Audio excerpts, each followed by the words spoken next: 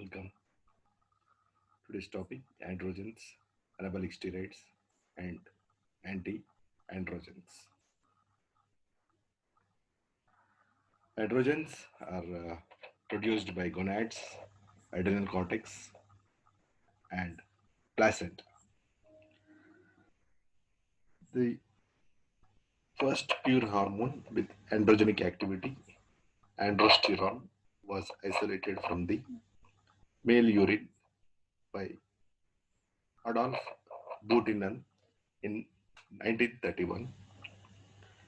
This was followed by the isolation of urinary androgenic steroid dehydroepiandrosterone.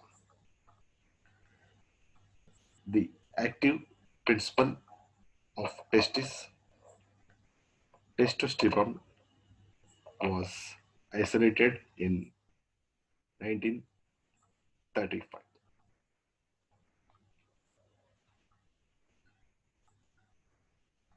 3 to 12 mg of testosterone is produced daily in males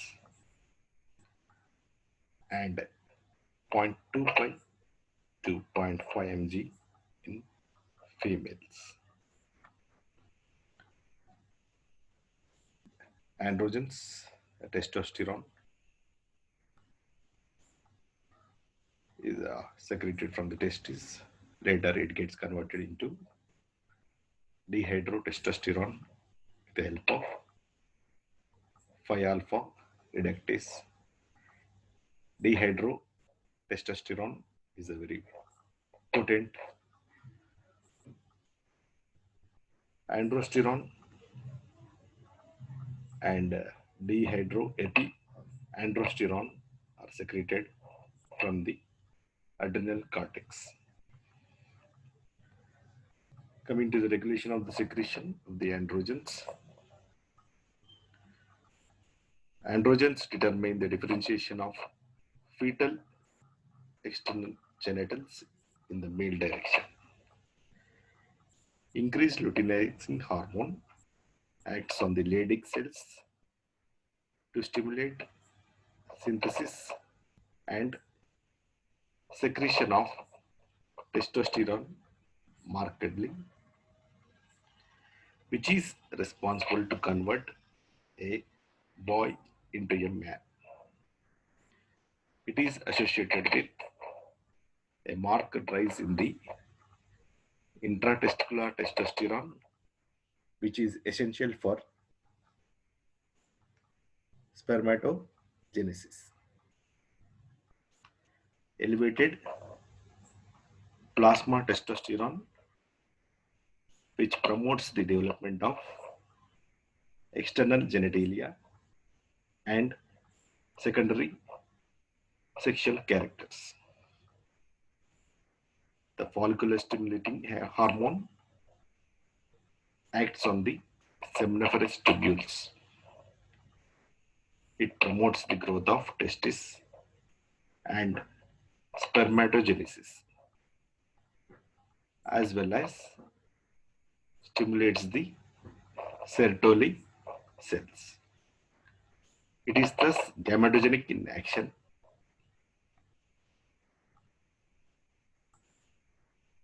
Thus, both FSH and LH play an important role in initiating and maintaining the testicular functions.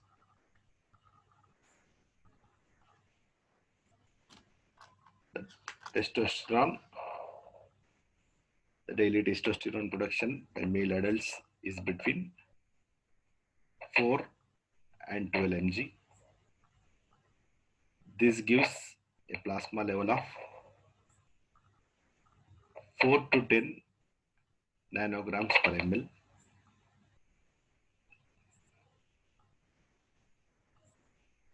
A small proportion of circulating testosterone arises from the extra-adrenal conversions of the weak adrenal androgens, dehydroepiandrosterone and androstenedione.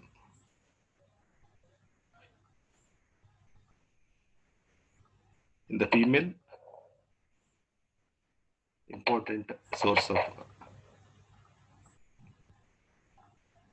plasmasterone, which measures 30 to 50 nanograms per ml.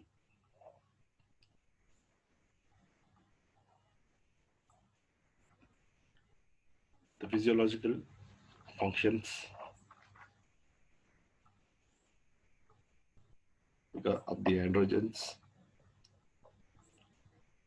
there will be the development of male external genitals, penis and scrotum, and secondary sex characters, pubic hair and beard, and change in voice. Development of the male internal genitals, seminal vesicles, prostate, and epididymis. There is maintenance of spermatogenesis, development of skeletal musculature, and emotional makeup of male type. And there is anabolic and growth promoting effects.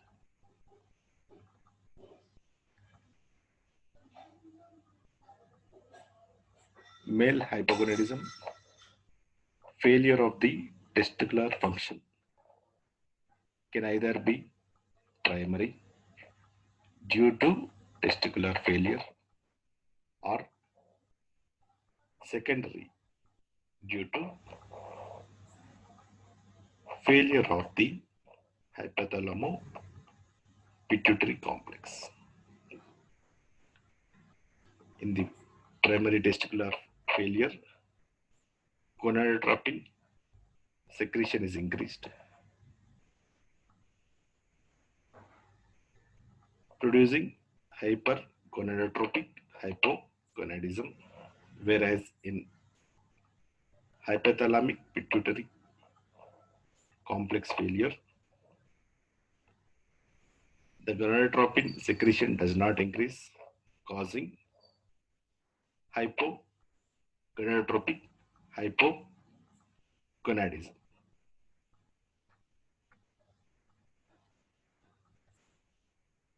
The testicular deficiency can be gametogenic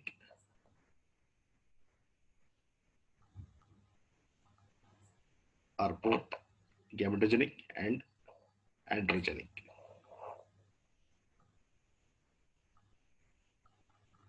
There may be pre-pubertal hypogonadism and post-pubertal hypogonadism.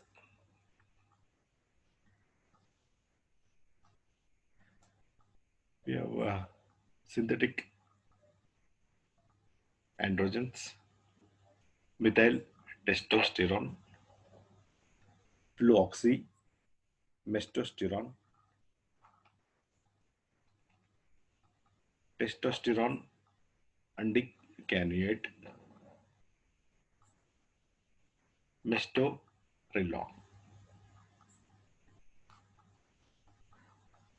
mestrolini,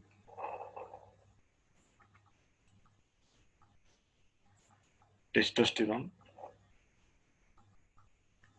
The biological effect can be direct,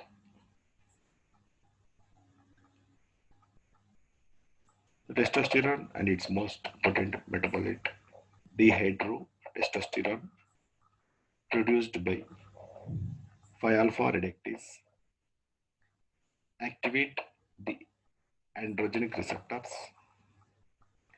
that bring about the development of male sexual organs, prostate, increase in the muscle mass and strength, and promote erythropoiesis.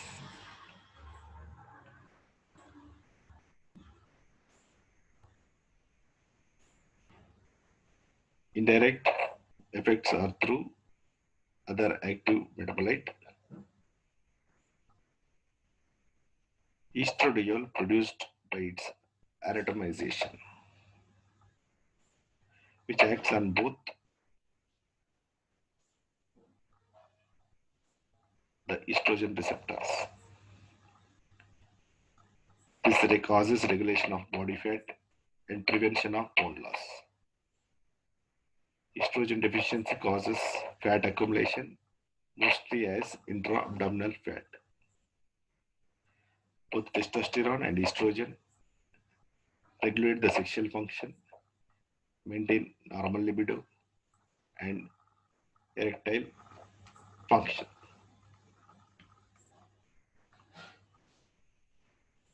Coming to the pharmacological actions, androgenic action. Administration of testosterone in prepubertal hypogonadism reverses most of the changes of the hypogonadism.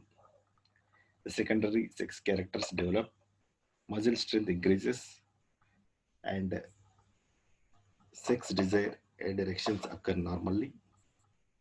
The testes do not enlarge, and spermatogenesis does not occur.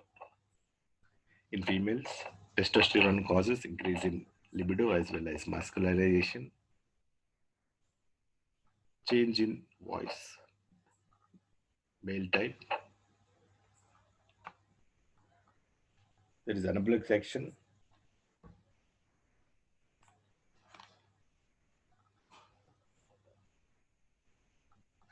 Anabolic action. Testosterone promotes nitrogen retention and increases the appetite, muscle mass, and body weight. Testosterone in small doses can promote growth of the epiphyseal cartilage, particularly in boys with short stature due to hypogonadism.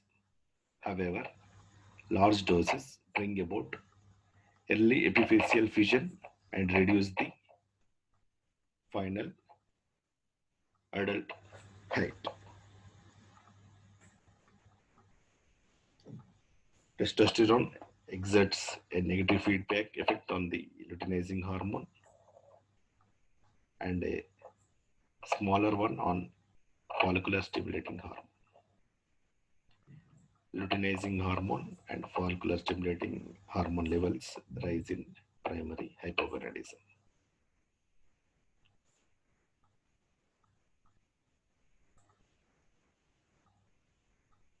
Miscellaneous actions. Androgens increase appetite and cause a feeling of well-being. They can cause sodium retention.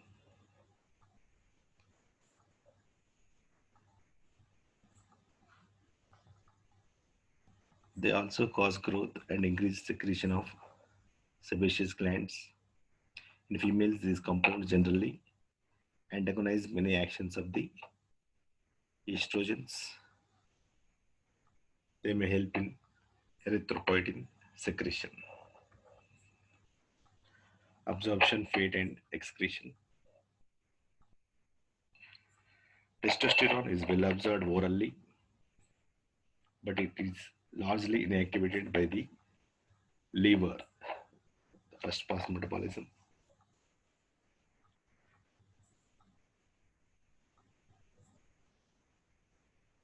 Methyl testosterone and fluoxymestosterone are orally active. 98% of plasma protein is in the bound form.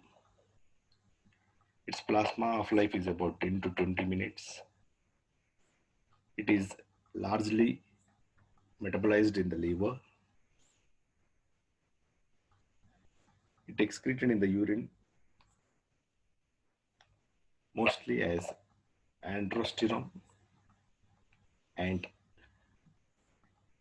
etiocolanolone. The plasma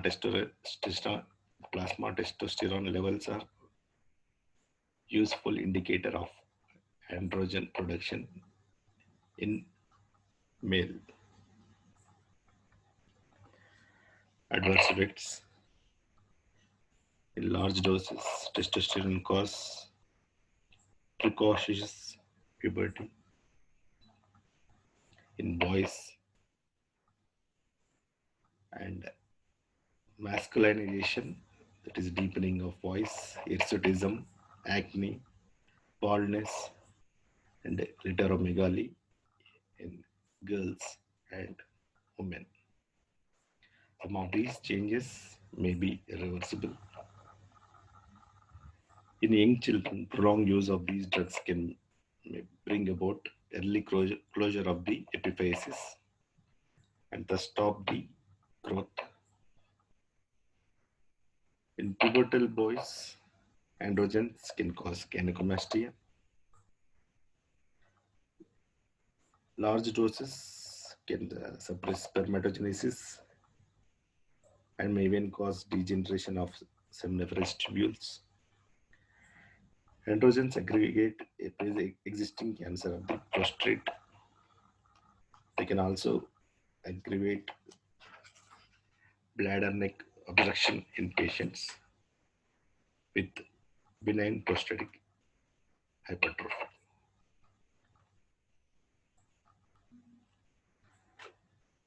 Large doses can cause retention of sodium and edema. Methyl testosterone and fluoxymisterone potentially hepatotoxic and can cause cholestatic jaundice. Hepatic adenocarcinoma has been reported in patients of aplastic anemia receiving 17 alkyl derivative for a long time. Coming to the preparation and dosage, testosterone aqueous suspension 25 mg per ml. We give 2 to 4 ml every fortnight.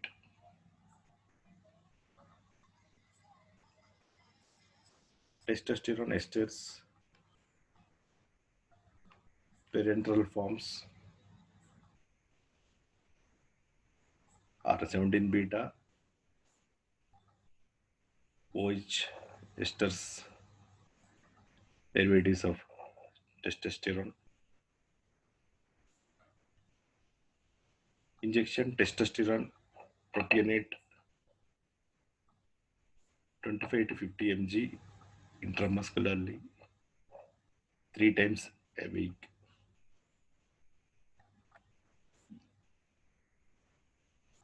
Testosterone phenylpropionate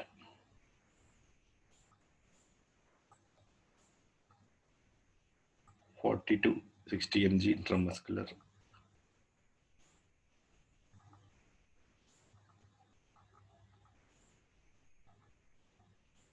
Testosterone cypionate 100 to 200 mg intramuscular every 14 days. Testosterone enanthate 250 mg 2 times a week intramuscularly.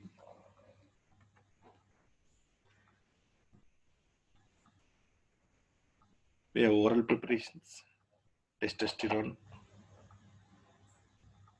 untaconate 40 mg per capsule. Dose is 120 to 160 mg per day in divided doses. Buccal tablet 30 mg is also available and given twice daily.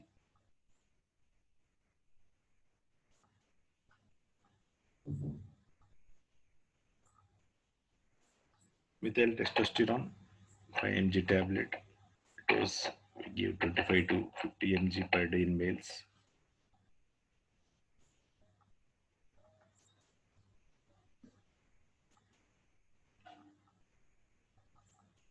Mestilone 25 mg tablet. 25 to 100 mg per day. Fluoxymesterone 5 mg tablet. Dose 5 to 10 mg per day in hypogonadism. 20 mg per day in inoperable breast carcinoma. We have transdermal preparation, testosterone.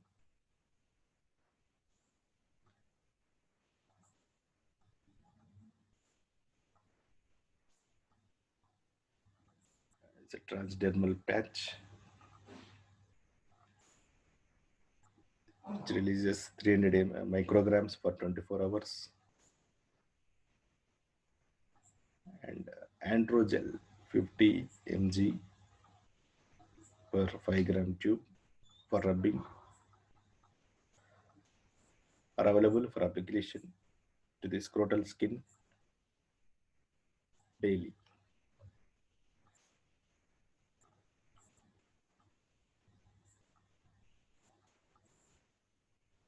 We have testosterone implants 100 to 200 mg. Dose is 100 to 600 mg doses every 4 months. Coming to the therapeutic uses.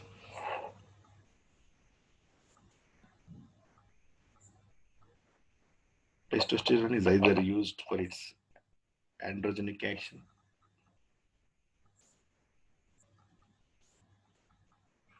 and anti-estrogenic actions or for its anabolic effects. For replacement therapy, hypogonadism. Hypogonadism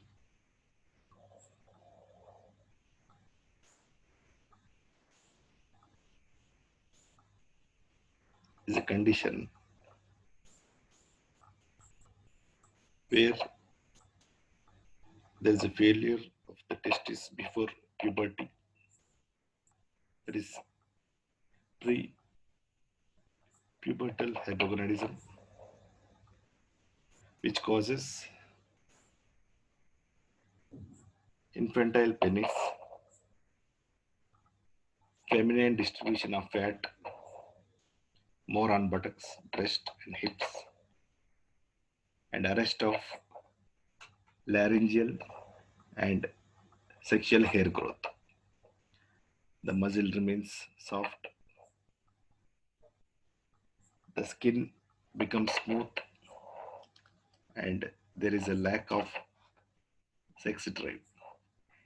Intelligence is not affected.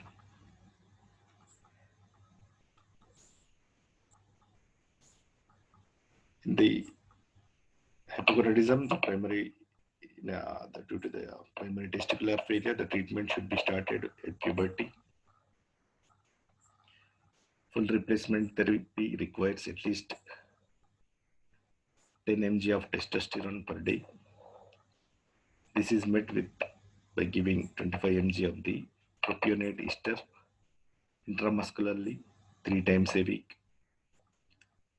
or cypionate or enanthate 200 mg every 2 weeks. For a sustained effect, the long-acting esters are preferred to the short-acting ones.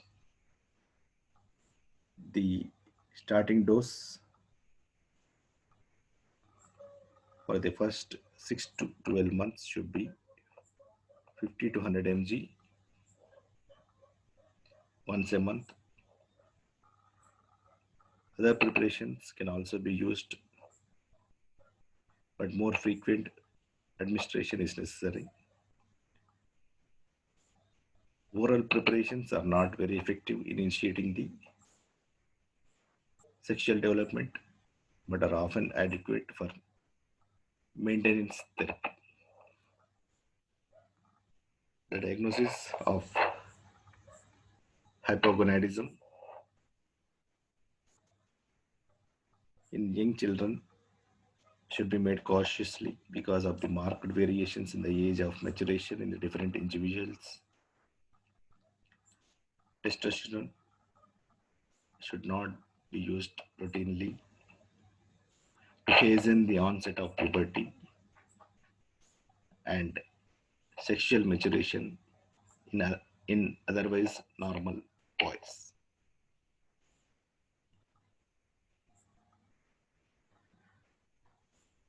In post-pubertal hypogonadism, the only replacement therapy is needed, and long-acting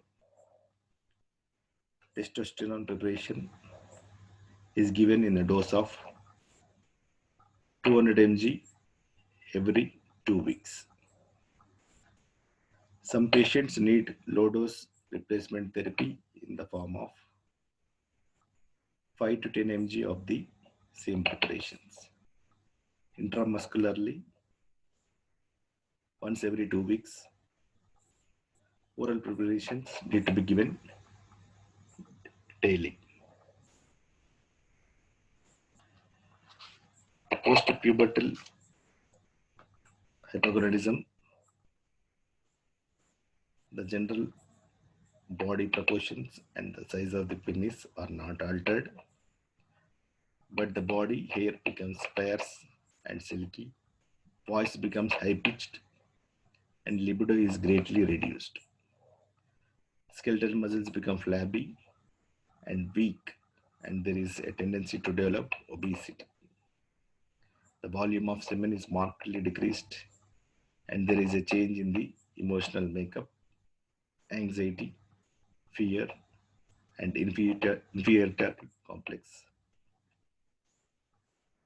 replacing self-confidence.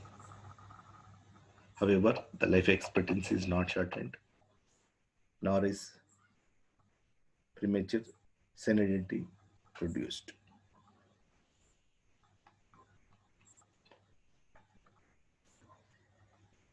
Male climactism, andropause. Although there is no such clear-cut parallel to the female climatic in elderly males, testicular function declines as the age advances. This is manifested as muscular weakness and tendency to obesity. In such cases, small doses of testosterone may be useful.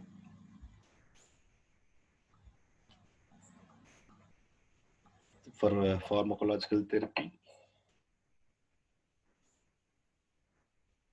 it is testosterone is used as a anabolic steroid, the synthetic testosterone.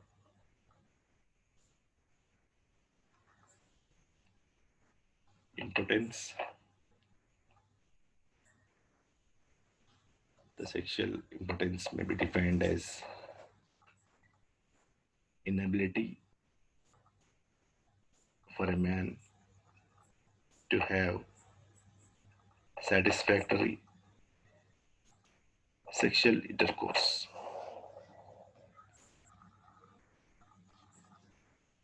This can be due to lack of sexual desire, libido, inability to achieve or maintain erection, that is erectile dysfunction, failure of ejaculation.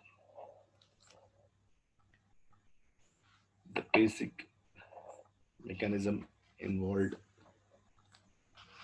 in the erectile dysfunction or the sexual dysfunctions are classified as follows. Erectile dysfunction in males. The normal erectile response is mediated by a combination of psychogenic and reflexogenic stimuli. The CNS plays an important role in either stimulating or inhibiting the spinal pathways that mediate erectile function and ejaculation. Physiological mechanism of erection. It involves the release of nitric oxide from the vascular endothelium and the nitrogen nerves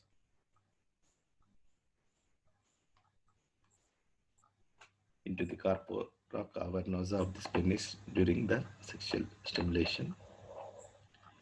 Nitric oxide then activates the enzyme guanyl cyclase, which results in the increased levels of cyclic GMP, producing smooth muscle relaxation in the corpora cavernosa and penile arteries and allowing inflow of blood. The cyclic GMP is metabolized,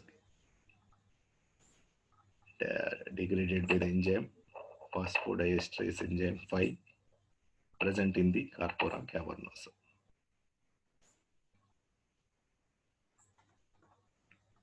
In addition to the nitric oxide, locally synthesized PGF2 alpha and PGE2 also contribute to the relaxation of the cavernosal smooth muscles. The basic mechanisms involved in erectile dysfunctions are as follows. Failure to initiate due to psychological, endocrinal, or neurogenic causes.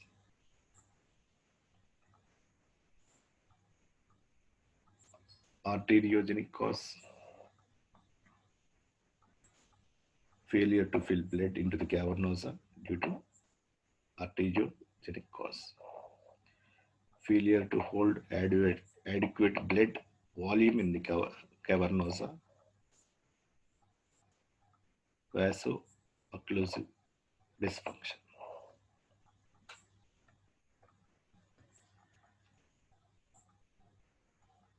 And organic cause can be found in about 50% of the cases of erectile dysfunction. The rest are either psychogenic or due to psychiatric illness such as depression.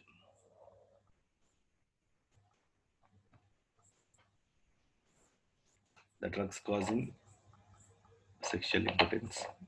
CNS drugs, sedative hypnotics, antipsychotics, antidepressants, antihistaminics, opiates, and anticholinergics.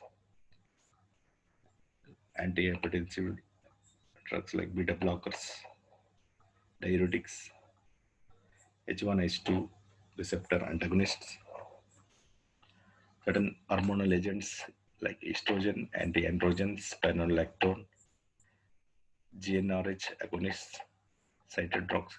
drugs like methotrexate, recreational drugs like alcohol, cocaine, and cannabis,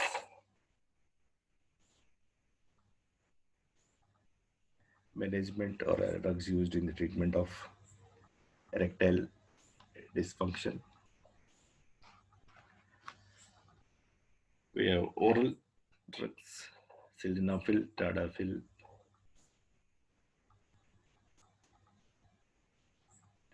intramuscular injections, testosterone, intracavernosal injections, papaverine, pentolamine, and prostaglandin F, transurethral injection, that prostaglandin E. Coming to the drug sildenafil, available as Viagra, Androgens.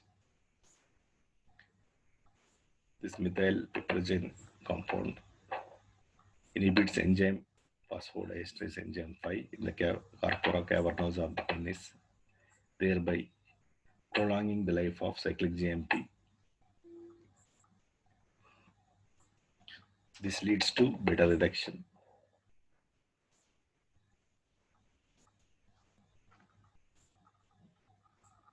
but the presence of nitric oxide is essential for this action.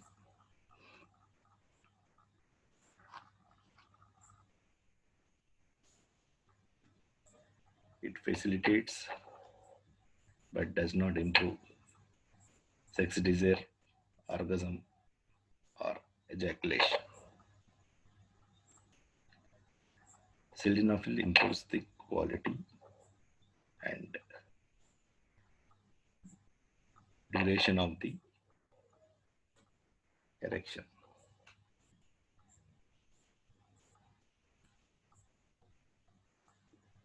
After a single oral dose, peak plasma level is reached in 30 to 120 minutes with 40% bioavailability. High fat meal delays its absorption. The plasma of life is 2 to 4 hours and its clinical effectiveness lasts for 4 hours. It is metabolized in the liver by cytochrome P450 enzyme. The dose is 50 mg 1 hour before the intended sexual intercourse. The other uses of the sildenafil is primary pulmonary hypertension. Adverse reactions. Sildenafil causes headache, dyspepsia, nasal congestion. Hypotensive effect is seen with the nitrates.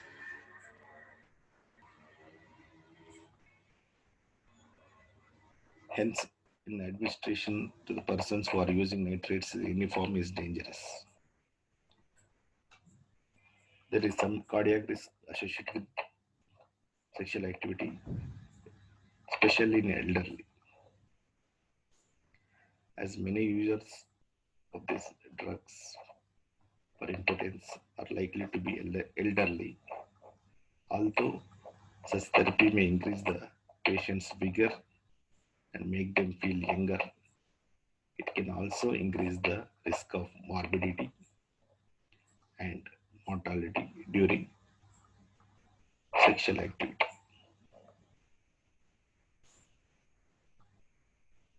The visual disturbances. It occasionally imparts bluish tinge to the vision due to its effect on phosphodiesterase enzyme 6 present in the retina. So it is contraindicated in persons with retinal degenerative disorders. The drug has been reported to cause non-arteritic ischemic optic neuritis, leading to acute loss of vision. Contraindications of sildenafil should not be given age more than 65 years.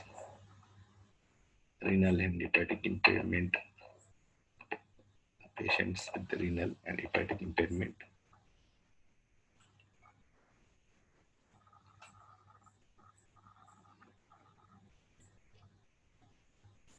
Vardenafil, chemically related to the sildenafil, has properties and duration of action similar to those of sildenafil.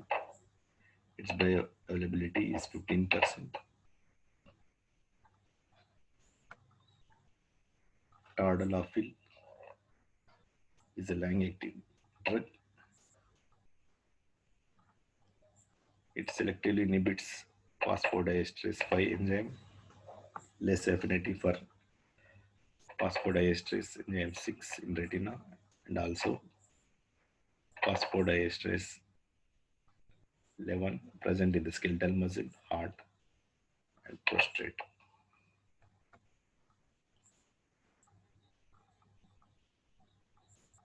It is observed food does not interfere with its absorption.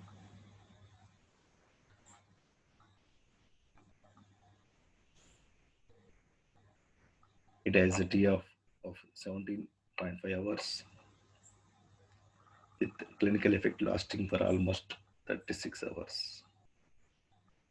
When given in a dose of 10 to 20 mg twice a week, its effects is almost continuous and the patient can attempt intercourse anytime at will without planning.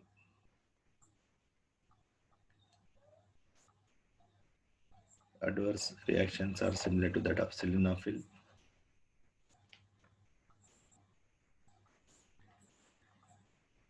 Miscellaneous uses of the testosterone. Testosterone in a large dose is useful in refractory anemia, aplastic anemia, and anemia of chronic renal failure.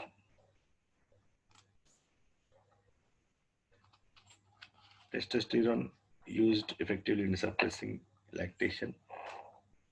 Injection testosterone propionate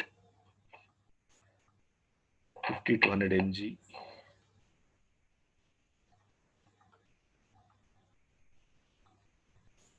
It also useful in hereditary angioedema. In men receiving long-term testosterone treatment, hematocrit, serum testosterone, lipids, and prostate-specific antigen should be monitored. Coming to the anabolic steroids, testosterone cannot be used as anabolic steroids. So there are derivatives of testosterone or methyl testosterone.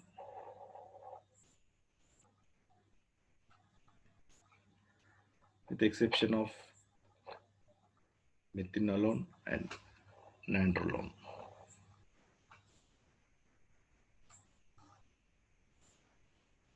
Although the testosterone has a potent anabolic activity, it cannot be used freely for this purpose because of its androgenic action. Hence, various steroids were synthesized with anabolic actions.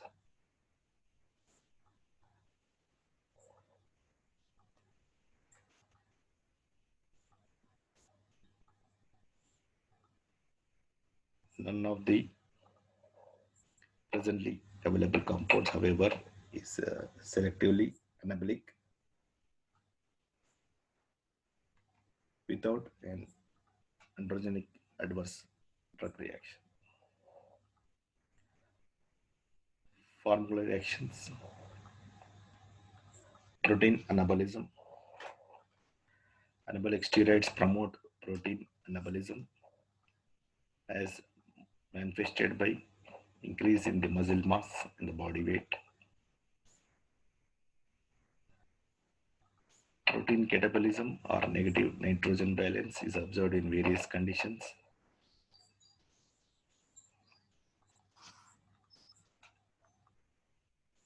such as caloric deficiency, protein deficiency, fever, infections, all forms of stress, prolonged immobilization, and following broad spectrum antibiotics.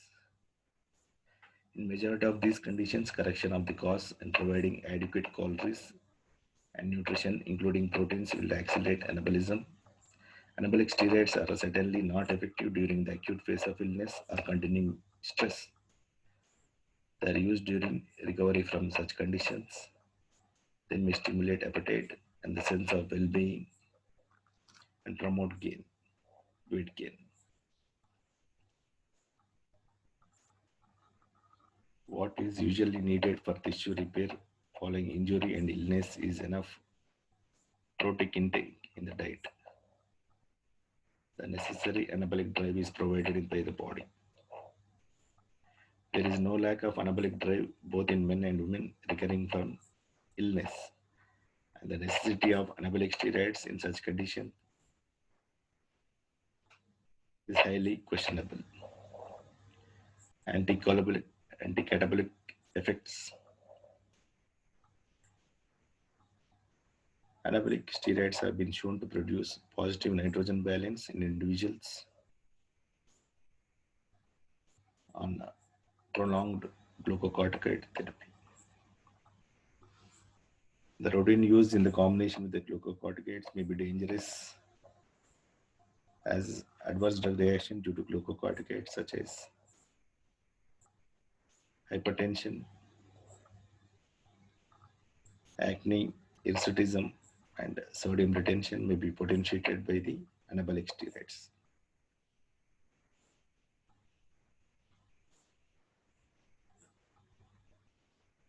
Progestational effect. Some of the anabolic steroids like or ethandrolone has significant progestational activity. Miscellaneous action like testosterone, anabolic steroids may reduce bone resorption and thus may prevent osteoporosis. Adverse drug reactions are similar to the testosterone.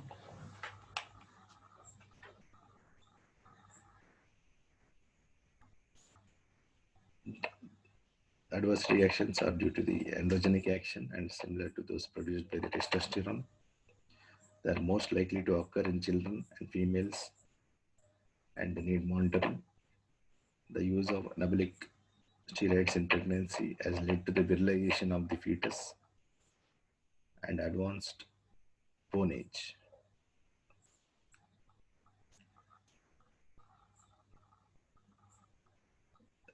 Adverse effects may be cholestatic jaundice, liver damage. Prolonged treatment may cause sodium and water retention. Therapeutic uses, chronic illness. They have been used during chronic illness, especially HIV, cachexia, to improve appetite and sense of well-being.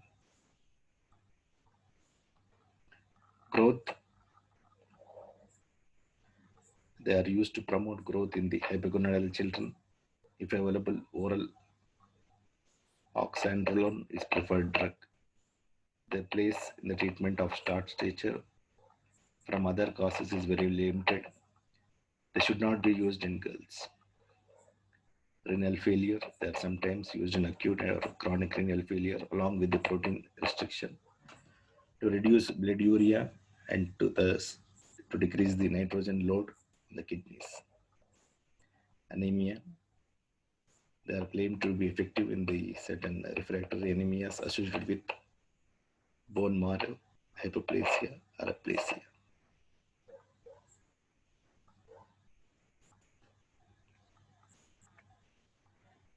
Contraindications: carcinoma of the prostate and the male breast carcinoma. This should be partially used in cardiac, renal, and hepatic disease patients in pregnancy, and they should not be used in treatment non-specific symptoms like anorexia and loss of weight. We have different preparations. Nandrolone phenyl propionate, nandrolone deconate, methinolone acetate,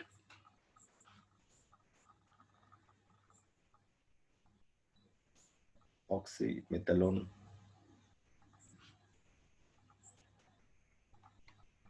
nandrolone phenyl propionate, the dose of 25 to 50 mg every week intramuscular. Nandrolone deconate 20 to 25 mg every 3 weeks intramuscular. Methylone acetate 10 to 20 mg daily. Oxymetholone 5 to 15 mg daily.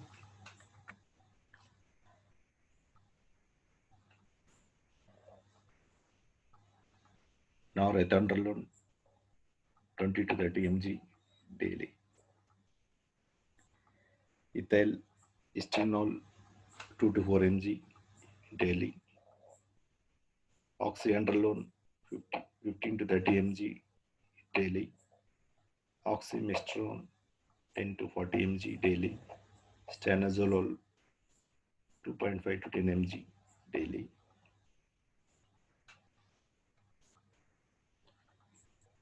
There's abuse of the anabolic steroids, usually by the athletes. The anabolic steroids in large doses are commonly misused by athletes in order to improve their athletic performance. When large doses of these drugs are combined with the intense athletic training and proper diet, muscles increase in size and strength. Muscle fibers are, however, structurally abnormal. The other perceived benefit is heightened aggressive tendency, what we call as killer instinct.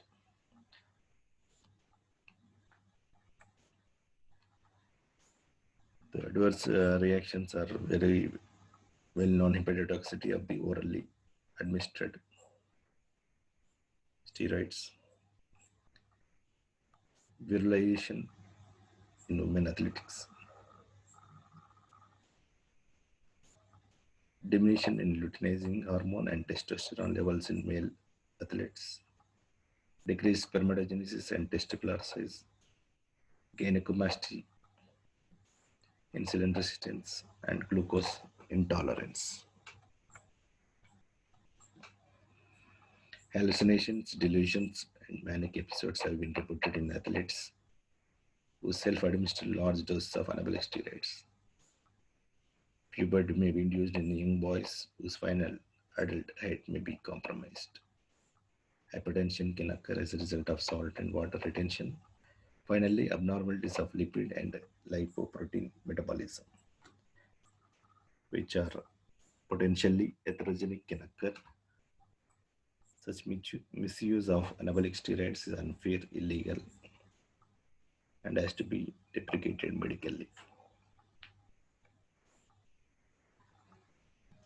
Coming to the anti-androgens. Any compound which antagonizes or interferes with the action of androgens at tissue level is referred to as an anti-androgen. Estrogens and progestins, such as medroxyprogesterone, block the synthesis of androgens by their central gonadotropin inhibiting action and thus act as anti-androgens.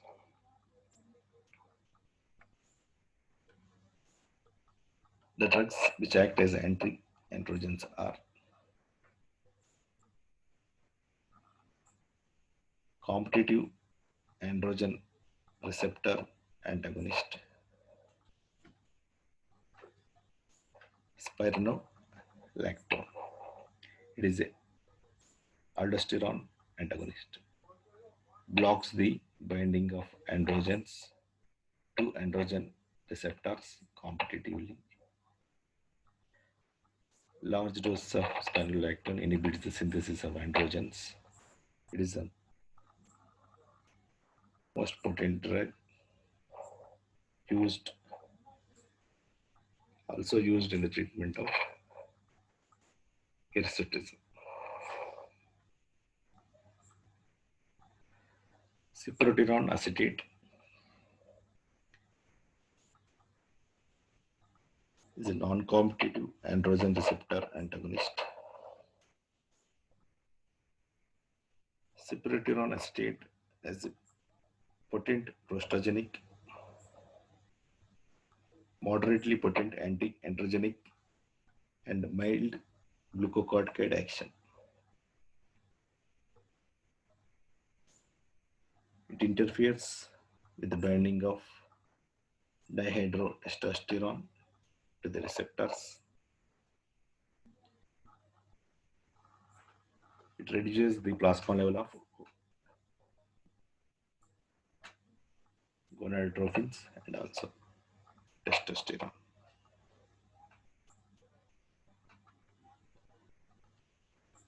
It It exerts peripheral anti-androgenic action. Cyproterone acetate is given in the dose of 50 to 100 mg per day.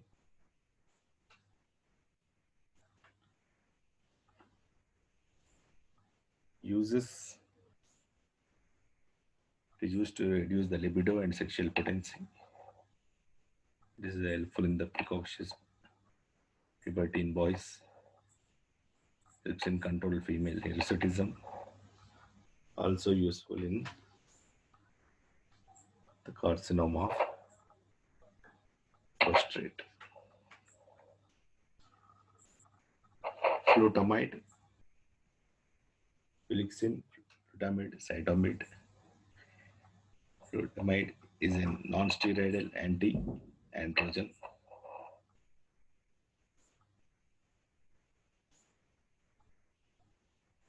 Converted in the body to 2-hydroxy flutamide.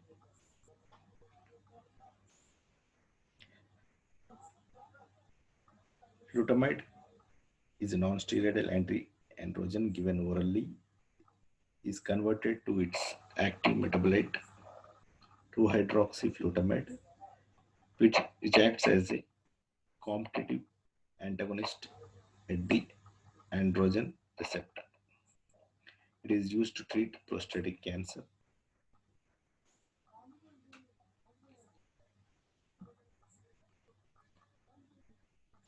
Management of hirsutism. Hirsutism implies the growth of,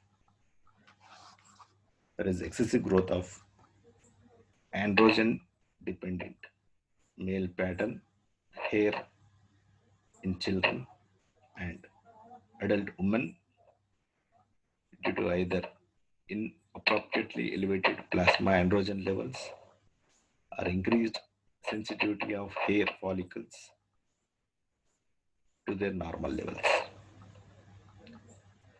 Hirsutism implies the excessive growth of androgen dependent hair in children and adult women due to either inappropriately elevated plasma androgen levels or increased sensitivity of hair follicles.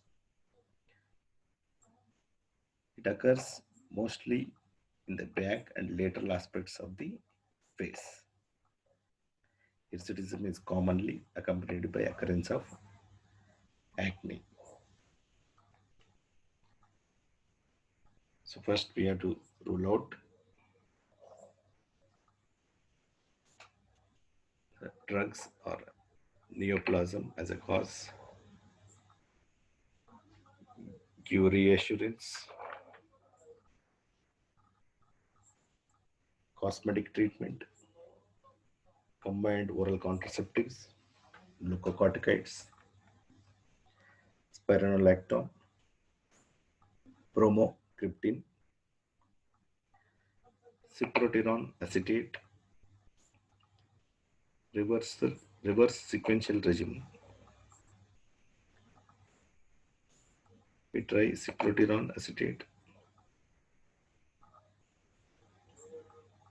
flutamide, finasteride, GnRH, nalox. Drugs used in benign hypertrophy of prostate. Benign prostatic hyperplasia has two components. A static component that is related to enlargement of prostate, obstructing urethra. A dynamic component that represents the tone of or the degree of contraction of the smooth muscle within the prostate. It is mediated by alpha-1 adrenergic receptors and is increased in benign prostate hyperplasia due to increase in muscle mass. This resists urine outflow. The drugs used in benign prostatic hyperplasia are non-selective alpha-1 adrenergic antagonists. We have short-acting prazosin Aflatoxin, long-acting terazosin, doxazosin,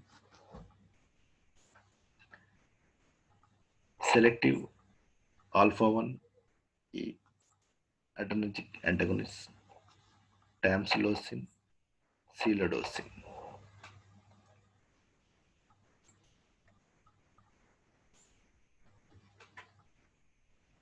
Androgen antagonists, GnRH agonists, anti-androgens, 5-alpha reductase inhibitors like finasteride, dutasteride.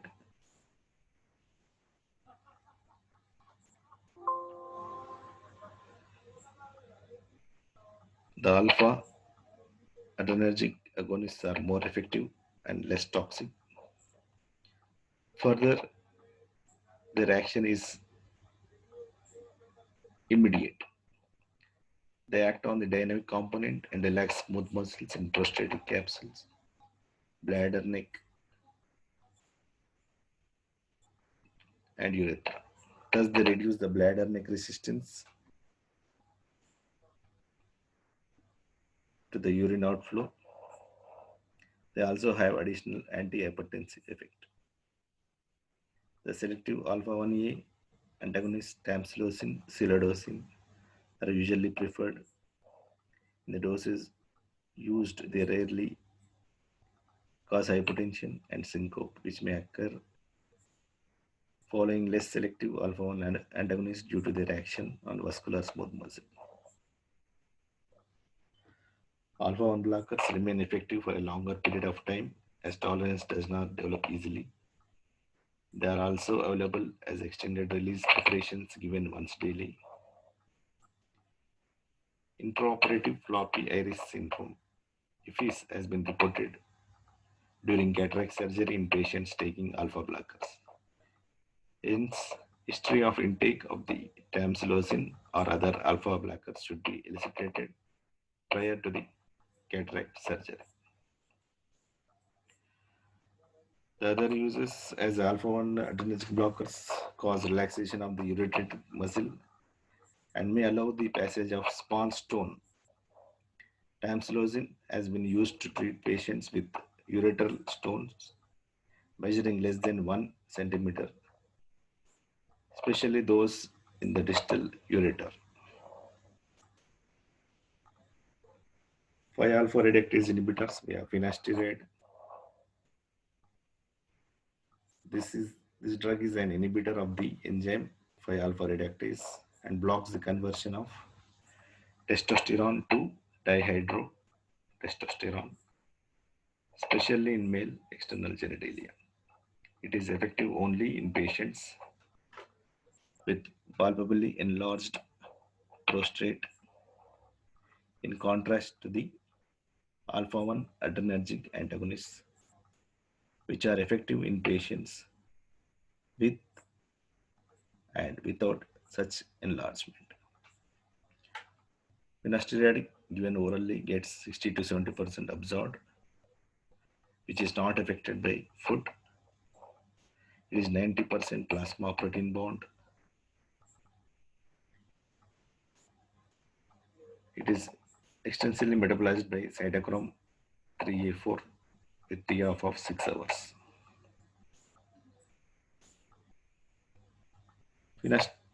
Finasteride can cause occasional decreased libido, diminution in semen volume, and impotence.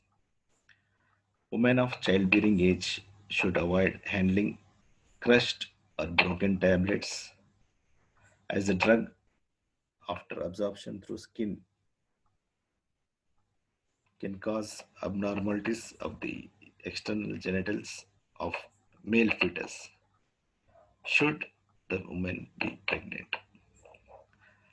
As finasteride is excreted in the semen, the use of a condom is recommended if the sexual partner is pregnant or likely to become pregnant. Finasteride is contraindicated in patients with obstructive uropathy or cancer of the prostate. Finasteride is used in Benign prostatic hyperplasia given orally in a dose of 5 mg daily. It causes 40 to 50% improvement in about 50% of the patients after several months of use. Hence, it is combined with alpha 1 blocker. Finasteride is also used in androgenetic alopecia in men, 1 mg per day. Dutasteride is an analog, has similar properties as finasteride. Dose is 0.5 mg body. So this topic has many short answers like hirsutism, anabolic steroids, drug abuse in athletics, hirsutism, benign prostatic hyperplasia, erectile dysfunction in males, and moreover the of the importance of the testosterone. So this completes androgens, anabolic steroids, antiandrogens, and treatment of sexual dysfunction. Thank you for active listening.